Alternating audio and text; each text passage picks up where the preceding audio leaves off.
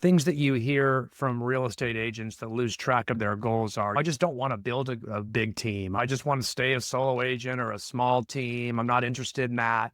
And what they're doing is they're shutting down that dream of ever getting passive income. They're going to be one of those agents that continue to go on and just have to keep selling and hope that their investments and money they got in the bank are going to carry the day for the last 30 years of their life, or they're just going to work for the last 30 years of their life, which we see so often in the real estate business. They just lose hope on the ability to actually ever replace themselves in the business. And guys, you just can't let them do that. Of all the agents that I've seen give up on real estate, give up on their dreams, give up on coaching, when I talk to them after they've given up, they almost always have completely lost faith in the possibility that could actually be achieved because they see it so little. Now, I will tell you, I have seen it a lot. It works. I've got a very good success record with getting people to step away from their business. But you got to know how. So what I want to tell you is a little bit of the meat and potatoes.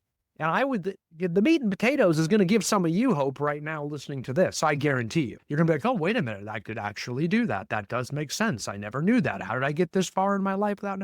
I'm just going to give you the meat and potatoes. There's a lot of questions you should ask around this, but I'm going to give you the meat and the potatoes on how you do it, because I'm just tired of watching people just give up and agree to stagnate because they just don't see the finish line. So I'm going to give you the finish line. You got a real estate team, you got a real estate brokerage, doesn't matter. You got a business that's not in real estate, don't care. But I'm going to give you a real estate team examples because that's where I probably see this happen the most. Imagine you've got a team that does, we'll say they've got a couple hundred units and the median home price in America should be, if they're following all of our economic models, bringing in about $700,000 in company dollar. At that point, our team dollar coming in at that level at the median home price, let's say in the United States at least. And let's say they're following our models and their net profit is somewhere around $500,000. Okay, that's the net profit to the team after all the expenses, agent dollars paid out, we call cost of sales, operating expenses paid out. And so let's say we're moving somewhere in that area, okay? And again, the numbers don't matter. I'm trying to pick a hypothetical here, okay? So then what we do is, let's say we find a leader. Oftentimes I'd say I see those in my own team, an agent that comes up in my own team that starts generating a lot of business from their own sphere of influence. Those are that's my main key criteria. You can get leaders from other places and I've seen it work, but generally speaking, they come up in your own teams, they believe in your systems, and they start bringing in their own business because that shows they have influence. They're not just dependent on team leads. That shows a lack of influence and only the ability to convert, which is not the ability to influence people. So that to me evidences a leader. They can generate real estate sales from their own sphere of influence. They have the ability to get people to follow them at a high level. So then let's say you create a 4-year structure around it for them. You see them as having the potential to be a leader. They want to be a leader. And they also want to be an owner because they want passive income too. So just imagine at that point, you put them on you're getting 700,000 right now and you're making of team dollar. Now, again, that's 700,000 of team dollar or company dollar. I think everybody should know what that is. That's your team's amount of the commission splits after paying the agents, right? And your net profit's going to be around 500,000. So then it's real simple after that. You start off by, how are we going to pay this person to run my team? First of all, we're going to put them on an elevated commission split. Let's say we take them off a 50-50 or 60-40 and move them up to an 80-20 on their sphere of influence only. Team generated leads should remain the same. Then you compensate them on an override on the team dollar. Company dollar. Okay. Let's say you put that at 7.5%. Could be 5%, could be 10%. I'll just say 7.5% of all the team dollar you're going to pay them. And that's probably going to work out to about $50,000 on the numbers right there. Plus they get an increased split. We want to show what that makes. That increased split might give them an extra 20,000. I don't know. And then the override might give them 50,000. Okay. And then their other goal, we always want to have a goal around holding operating expenses around our standards. So we got to hold operating expenses around 30% of gross commission income. They can't achieve all these goals by spending a bunch of money. So we always hold those operating expenses 30%. If that number is new to you guys, we got a lot of coaching and learning to do. We have to know the financials, okay, if you're going to coach leaders. So that's where that needs to be. Okay. And then let's say they achieve those goals. And the goal is they have to get that team dollar from 700,000 up to 900,000, which is a 25% increase by the end of the year. So that in year 2, we can then increase their override from 7.5% up to 10%. Now they should be making an extra $90,000 a year because the dollars went up and their percentage went up. Okay. They're still going to operate at that higher commission split on their sphere of influence. So that 20,000 is still going to be in place. And they have to keep the dollar amounts above those numbers to keep receiving, right? So if the company dollar drops down below 900,000, then we got to go back down to that next level where they're at the 7.5% override. Now they go up again and again. Paying those amounts out is going to reduce your net income a little, but understand they just grew your company dollar by 200,000. So maybe not. It's a wash there. You're not really paying anything. You should still be making your $500,000 a year throughout this entire example.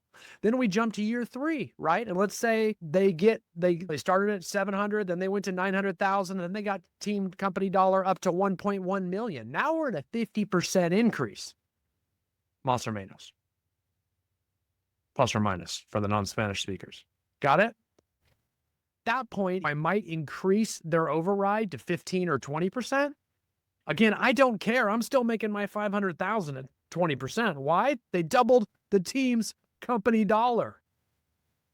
And I'm passive. I'm not working. I'm playing golf. I'm doing whatever. I'm probably done training him by this time. I'm 2 years in. And I've got passive income of $500,000 a year. So don't forget that. Stop worrying transactionally. Think big picture.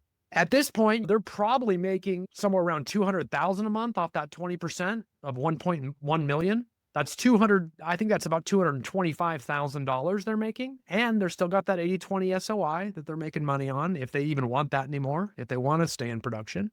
And then again, they got to keep it above that level, that 1.1 million level, to not fall back down to the 900,000 level. Everybody with me still? And then we go into final 4 year. Final 4, we jump into the 4th year. Let's say they're now 1.4 million. Now we've doubled your company dollar. We started at 700,000. You're up to 1.4. At that point, maybe you give them 100% of their SOI, because I doubt they're even going to want to sell anymore at this point. You could give them up to 30, 40, even 50%. They're going to be making a few $100,000. And I would chart this all out on a grid so they can see these numbers. And this might be the year they actually vest. Like they could actually have a half ownership. Give them 49%. I'd still keep controlling ownership since your name's on the thing.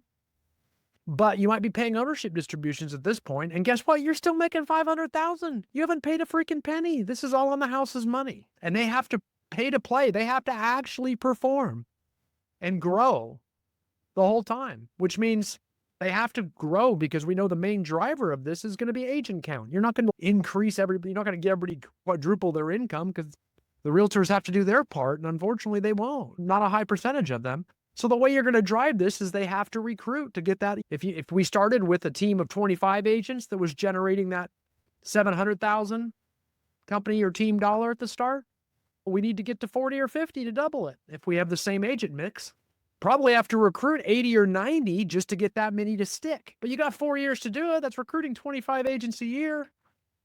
That ain't that bad. And if that is bad, you may not have the right person. I didn't come out of pocket one bit.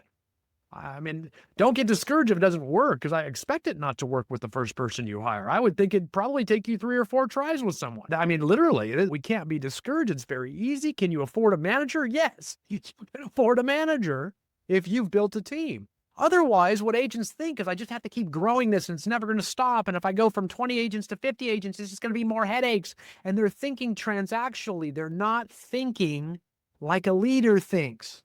A leader's got to get above it. Got to get out of that transactional line of thinking. Got to get out of the present. Being present is really great in every aspect of life, but not in business leadership. You have to be forward looking.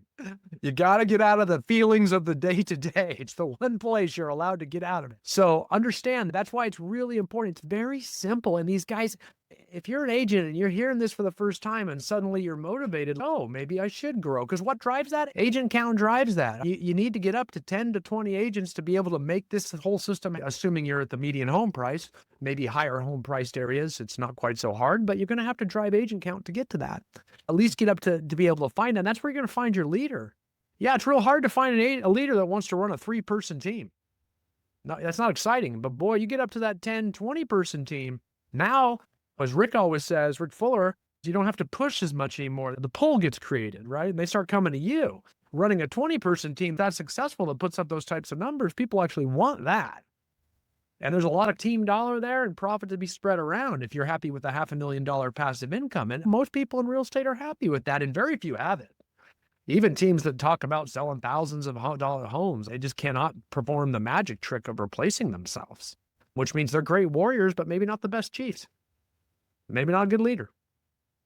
And learning to replace someone and train that other leader, that's a whole other skill set you have to master this industry, in my opinion. If you've not replaced yourself, that means you've not trained someone else to do what you do, which means you are not anywhere close to being a master of the real estate industry. You just don't know it all because you haven't been able to do it.